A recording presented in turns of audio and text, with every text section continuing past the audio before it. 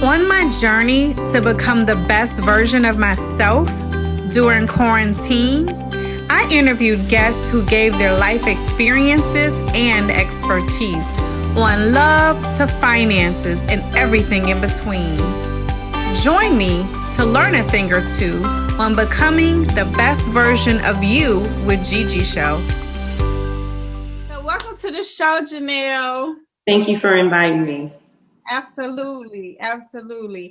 So, Janell, tell us a little bit about what you do at Banco Capitol. Okay, so Banco covers a lot of financial bases. So one of our main issues, Banco Capitol is one of our companies. Banco Capitol assists people with their credit, understanding it. We also fix credit, we restore it, we can enhance it, which means we can add positive credit, we remove the negative credit, and all while we're working on it, we help you to learn about your credit so you have knowledge and hopefully don't repeat the cycle. A lot of people think that just because they pay cash for everything, they're in a better position. And I tell people, certain things that you have to pay attention to.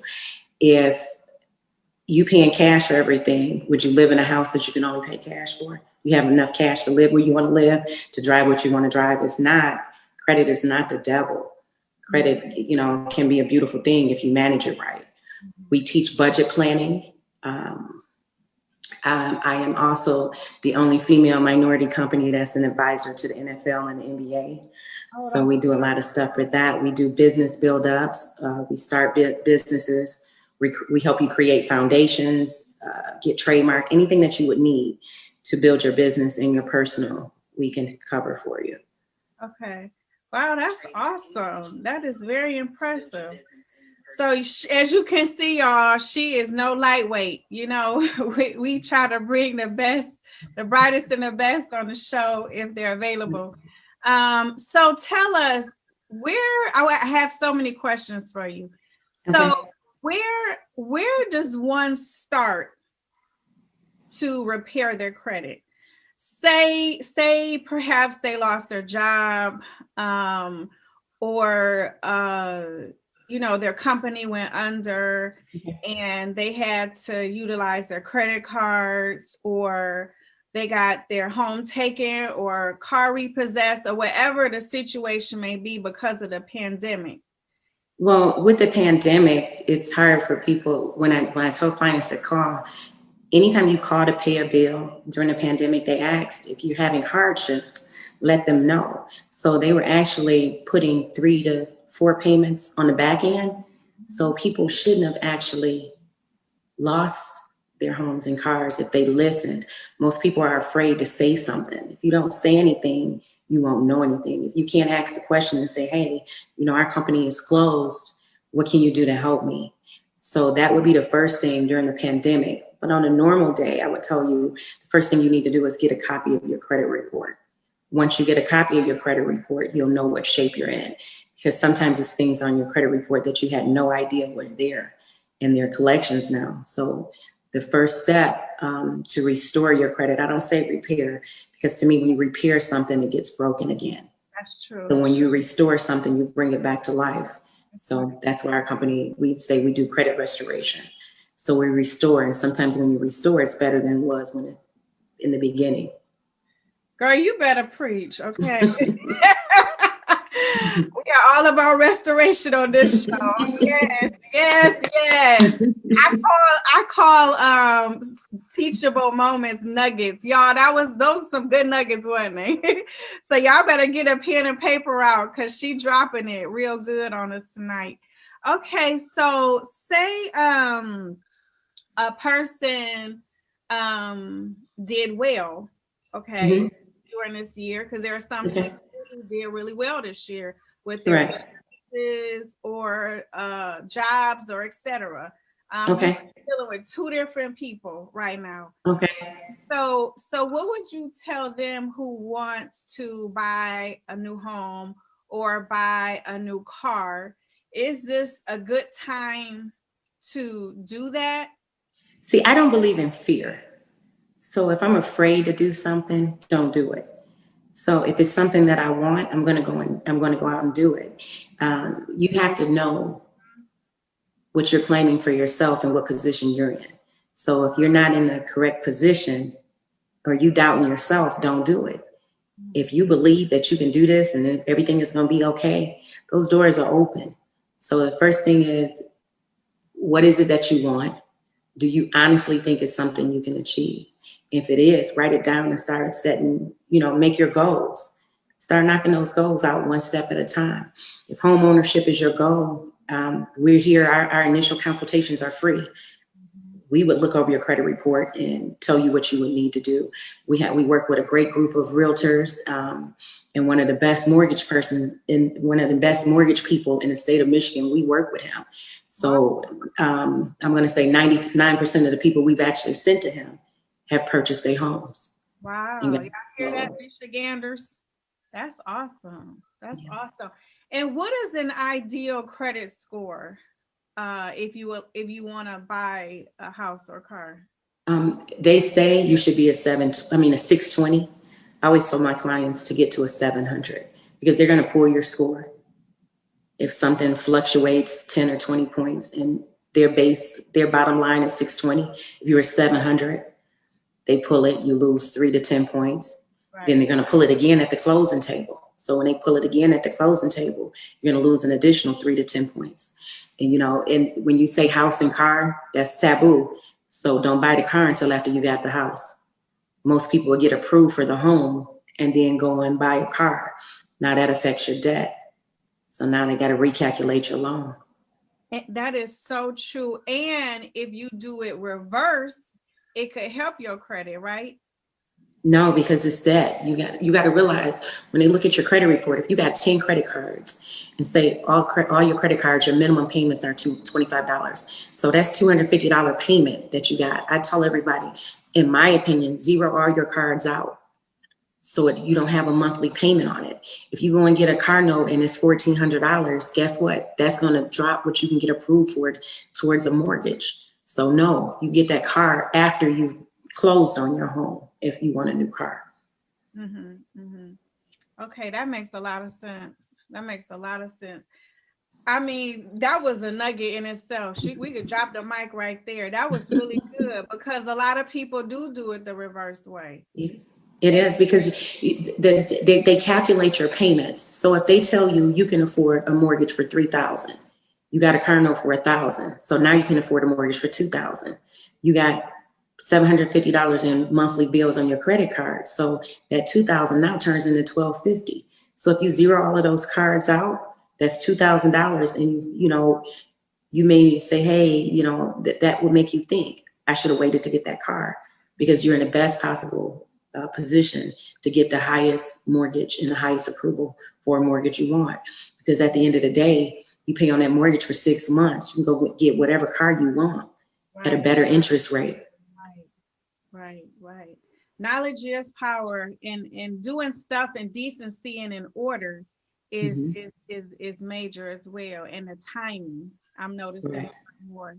So what happens to the college student who doesn't have any credit except the student loan? And I don't know if that's a good or bad thing on your credit.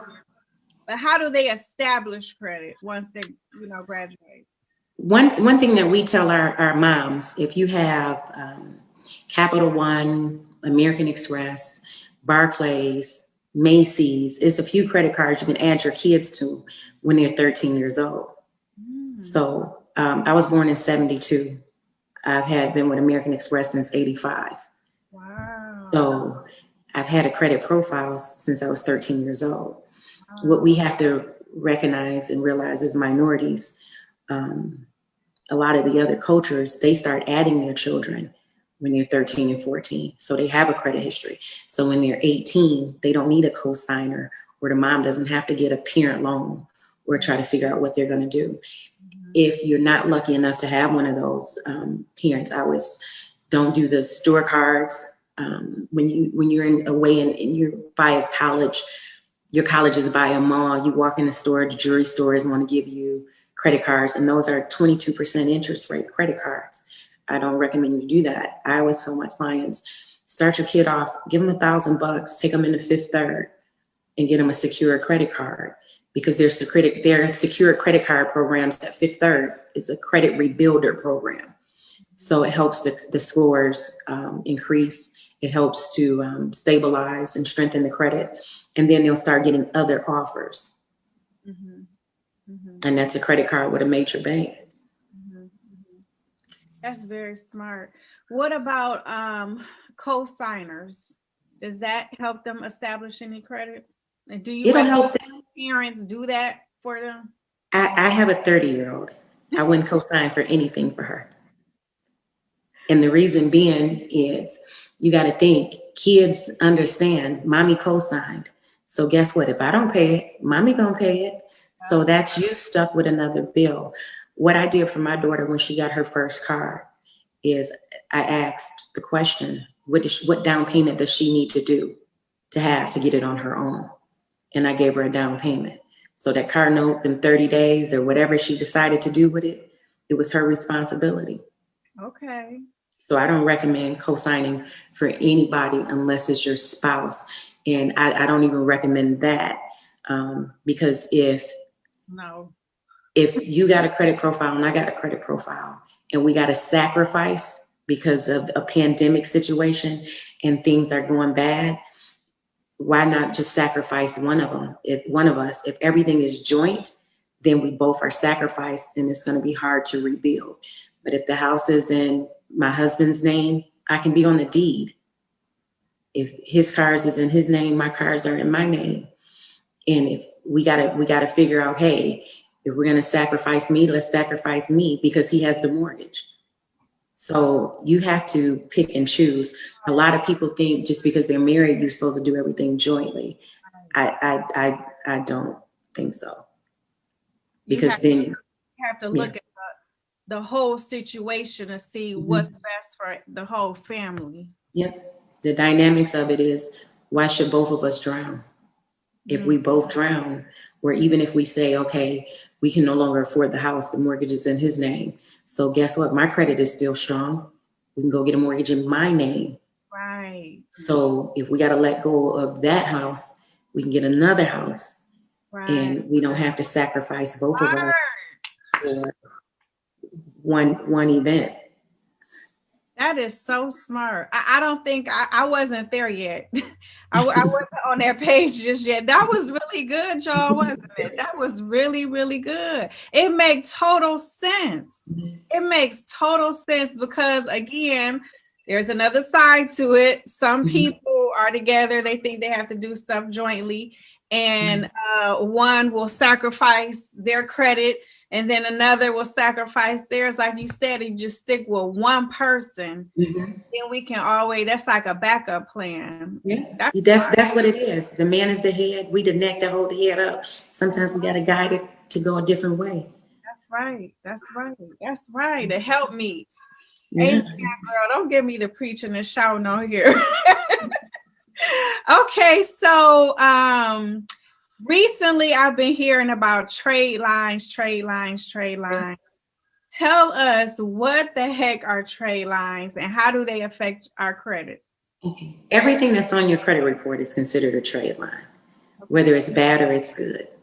So what we do at Banco is we add positive credit to your credit report, and that's a trade line. It's called piggybacking. So if I had an account that I've had for 10 years, it's 10 years and you have, so I have an account that's 10 years old. The oldest open thing that you have on your credit report is 2 years. You purchase a trade line, I add you to that card, which gives you another 8 years of credit. 50% of the way your credit is calculated is the oldest open account and that payment history. So what's gonna happen if you gain 8 years of credit history, and that 8-year credit history, the debt is under 20 or 30%. So you just gained anywhere from 20 to 100 points off of getting that trade line added to your credit report. So trade lines is adding positive credit to your credit report. Wait a minute. Wait a a minute. So are you saying that can happen from one trade line? 3 trade lines usually gives you 100 points, about 100 points. So One trade line. there's 2 different trade lines. It's 3 different trade lines. Oh, okay. Tell us the difference. Okay. Unseasoned trade lines shows up as a new account on your credit report. That helps, but not as much as something, if we put a seasoned trade line on there, that shows up with at least 2 years history. So that's definitely going to help you. And then we have a primary trade line that's better than both. It shows up with at least 2 years history, and you're the only one on that account. So it's primarily yours. Can you buy 2 of those? Yes, ma'am. Okay. Yes, ma'am. Okay. Wow, this is really good information. I need to take my own notes. Okay, very good. Okay, so what else do I want to know? If you guys have a question, chime in so we can ask Ms. Jones.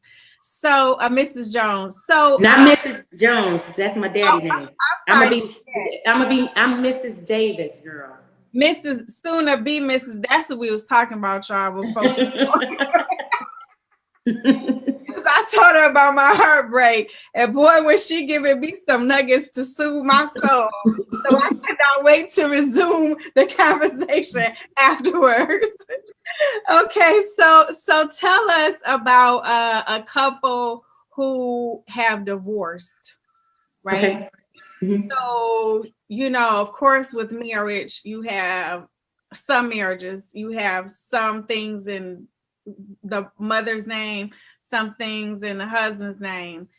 When you divorce, how do you fix that mess? Because you're so entangled. Well, see, I went through a divorce 3 years ago. I wasn't entangled with mine.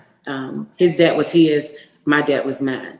Okay. And I'm gonna be frank about it. The judge couldn't tell me to give him something that was in my name unless he could finance it and get it in his name, because he wasn't gonna ruin my credit. So my thing is, if you keep it, it's his car and he's driving, it's my car and I'm driving it. If he can't afford the car, why would I give it to him? Mm-hmm. And even with a court order, the finance company still got to agree to that. Okay. So that's one thing, that's something that people don't realize.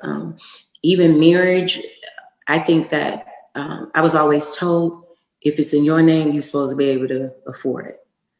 If you just don't wake up one day and say, hey, I'm getting a divorce. It's telltale signs there. So if you are a homemaker and your credit is better than your husband's, and you know that you got 10 credit cards in your name and you start seeing it go downhill, pay them cards off.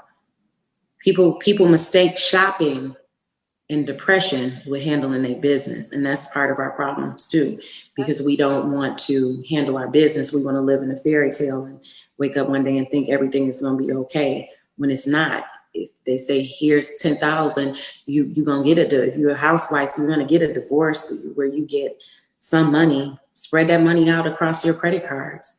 Your husband, if she's the breadwinner, you're gonna get some money, spread that out across your credit cards, and then set it up monthly so you're paying at least the minimum payment until you can get on your feet. Mm-hmm. Oh, that's smart. That's real smart. So you talking about cards? Can you tell us a little bit about secured and unsecured cards for those who are thinking about getting it? A secured credit card, if you apply for a credit card and you get denied, and they give you an option to go get a secured card. Fifth Third Secured Credit Card Program is a minimum of $300, maximum of $5,000. Only thing you're doing is you're starting a savings account. You say $1,000, you put $1,000 in a savings account, they're gonna give you a credit card.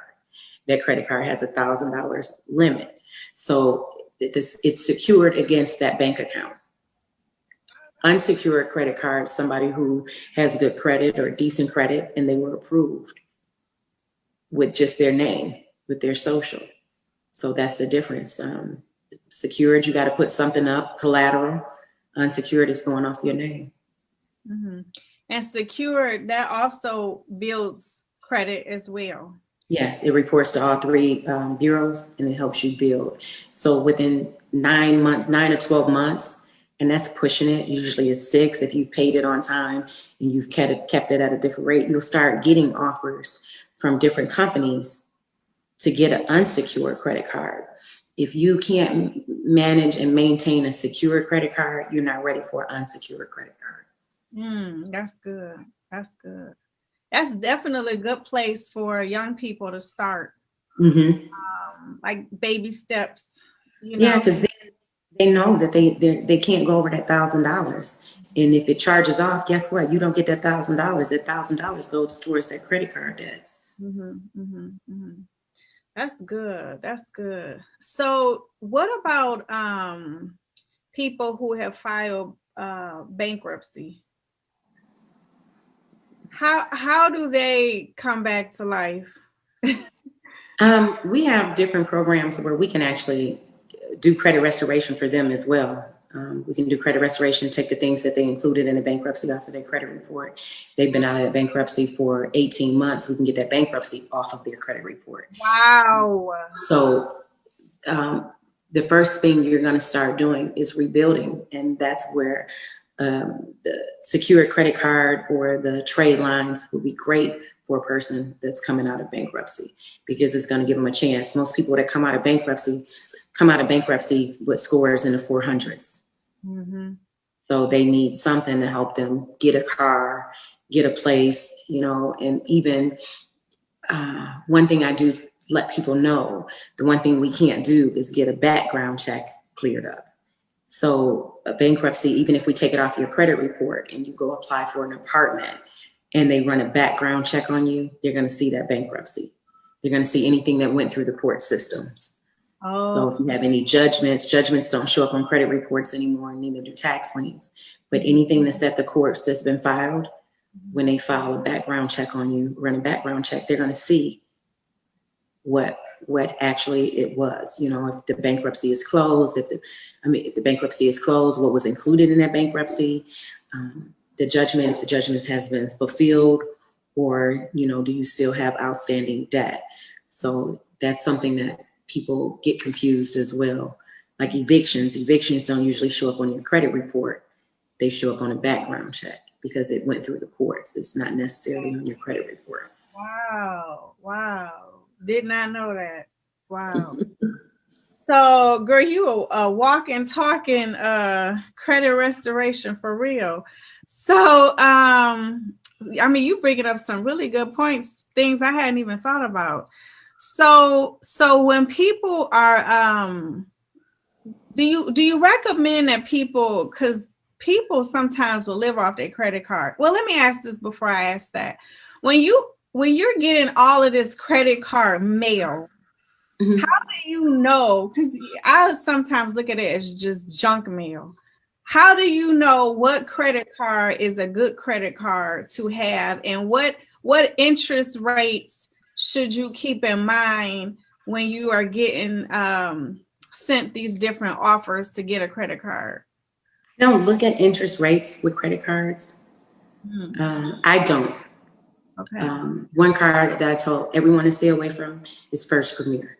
First Premier is a bad credit card. Anybody see First Premier on your credit report, unless this is your scenario. Say you are 30 and you got a First Premier that's been on your credit report for 12 years. That means that was your first credit card. So that's the only time I would tell you to keep it open. If you're 30 and you got a First Premier that you've had for 3 months, guess what? You got bad credit. That's a bad credit card.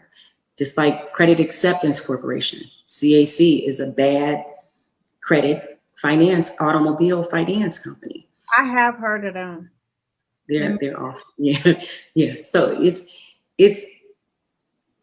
building is one thing. If not with me, I tell people to get with somebody who understands credit so that they can explain. Our initial, like at Banco, our first consultation is always free. Our first consultation, we tell you what we're going to do, we tell you what we're going to charge you, and then we make recommendations. You got to get with somebody who understands credit and they can guide you. because it's kind of, it's foreign to a lot of people. In most Black families, credit is taboo. They don't talk about it.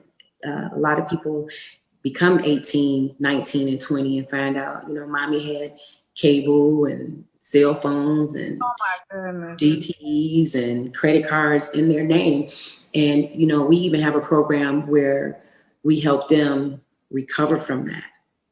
Yeah, so, I'm so glad, because I mean, it's truly not their fault. Seriously. Not their fault.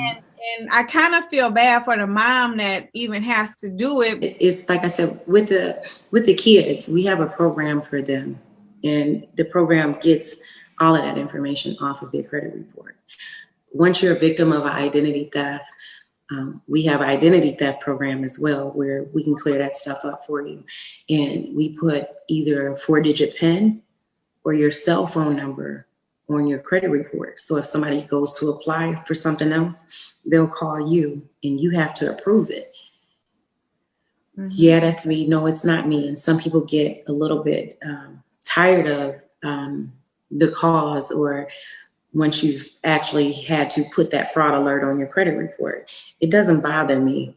When they don't call me, I say, I'm approved and y'all ain't called. How y'all do that? Right. Because I want to be called. I want to be asked the security questions. I want you to guarantee that it's me that's applying. Mm-hmm. Mm-hmm. Mm-hmm. Yeah, absolutely. Because a lot of people have experienced, really, it makes me so angry. I can't stand thieves, but a lot of people have had their credit cards used from another state. Mm-hmm. And, they have had to put a stop to their credit card because the thief in another state apparently made a duplicate card with their number on it, or somehow they got the number, and they're charging up some stuff. Mm-hmm. So I am grateful that the banks have a system in place, because of all these hackers have a system in place that say, let us look into this. And I believe, I don't know if it's 9 out of 10 or 10 out of 10 that they put the money that was taken and put it back in your account. Yeah, they do that. You're just disputing the transactions, and they usually put it back within 72 hours. Then, it takes them a week or two to do an investigation. If they deem it was you, they take the money back. Most of the time they can tell. If you got gas in Michigan, there was no way you were in Best Buy in Virginia at the same time. And they know patterns too, which I did not realize.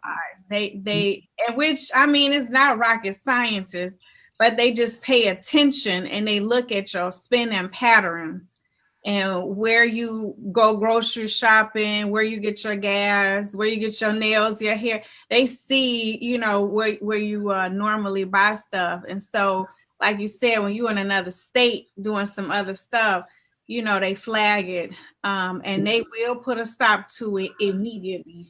Yeah. if you call them.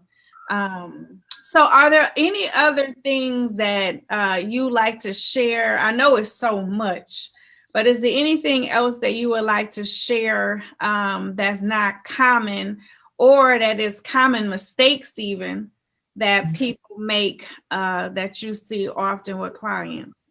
Maxing out cards, taking your cards over 33%, taking it over 50%, taking it over 70%. Your scores increase faster and your credit health is stronger if you maintain your cards under 33%. So once you go over there, you might be like, dang, I just lost 25 points. You look on your credit report and you're at 35 or 40% usage. Why do they... It makes me so upset, because it seems like it is so easy for you to lose points than it is for you to gain points. I mean, and then when you lose, it seems like it's typically double digits. It's not necessarily hard to get them back. It's like, a lot of people what you got to do too is you got to pay attention. If you've had a car for 15 years, and 15 years ago you were making $22,000 a year, log on and make sure you update that income. Because people say, you know, I've had this card, it's only a $500 limit, it's been $500 for the last 10 years. Yeah, you had on there, you only make $22,000 a year. When now you're making $90,000. Update your income. One thing that I always give out when I do the seminars is, if you're self-employed, give yourself a title. On a credit report, on an application, when you're applying for credit, stop putting self-employed. When you put self-employed, if they were going to approve you at a 620, now you got to have a 650 or a 680, because that means that you're a higher risk, because you're telling them, the only way I generate money is if I generate money. If you have a corporate entity, give yourself a job title. Be the VP of operations, be the CEO of that company, be the manager. Give yourself a title with a salary.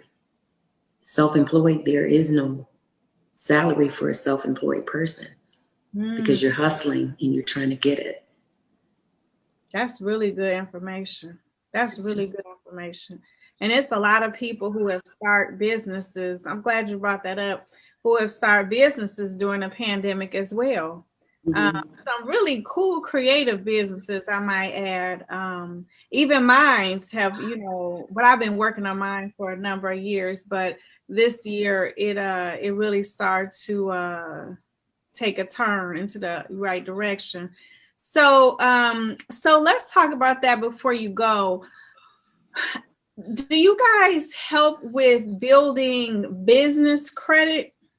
Yes. For business owners? And what is, it might be a simple answer, but is there a significance to having both? Yes, because sometimes even if they don't make you personal guarantor on a business, they'll want to see the officers on the business that's applying for credit. So if your business on experience, say the highest score you can have is 100. So if you got a 92 out of that 100, and then they say, okay, we're going to give her $1 million, but we need to see your credit. Then they see your credit, and your credit is 500. Then the loan is denied.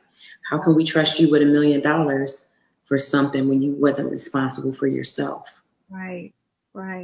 That makes total sense. And so when does a business use its own credit? You use your credit. Equipment or whatever. Yeah, printers, copiers, when you're trying to get a lease, your cell phones, you're trying to get business credit cards, lines of credits, loans. Some people want cars for their company.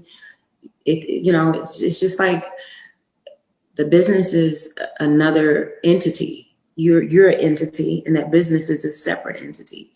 You want your company to be as strong as you are, and you want to be as strong as your company is. That's right. Why not build both? Right. And it definitely benefits you when your personal is good, because it does help with the business. Can you ever use your business credit without attaching your personal to it? Yes. Okay. Again, another good nugget. Okay. Well, I appreciate all of your nuggets that you had to share with us. This is very good information. I definitely learned a few things from it. I'm gonna have to watch it again to get some more. So now, what town are you in? Did you say? Tell me you. We're in Atlanta. We have a second home. Yeah. I told her in hot Atlanta, but she said it's not hot right now. It's cold. It's cold Atlanta. It's cold Atlanta. Because it's 28 degrees here. So hopefully it's not cold. I think it was 50 something here today. Okay. And that is cold for Atlanta. That's true. Well, you seem like you are sitting pretty over there. Anywho. Thank you. So I'll get you off the line so you can enjoy your hubby and enjoy yourself. And thank you again for chatting with us to give us some really good key tips on how to maintain and establish and restore credit. Where can you be located? Are you taking any new clients? Yes, we're always taking clients. We're located, our headquarters is in Livonia, Michigan. Our phone number is 1-800-442-1591. Our Facebook page is Janell Jones. And then we have Instagram. It's Banco Capitol 2000. We give out a lot of advice. They can inbox us on Facebook with their name, email address, and phone number. We'll send them a package, and that package will tell them how to get a free consultation. So we're always taking new clients. We've been around since '97, and we look forward to the new business. Thank you for having us on your show. It's been a pleasure. Absolutely. Well, that concludes the Becoming the Best Version of You with Gigi show. Thanks for coming and hanging out with us, y'all. Don't forget to share, like, subscribe, and check out our other inspiring videos. Until next time, toodles.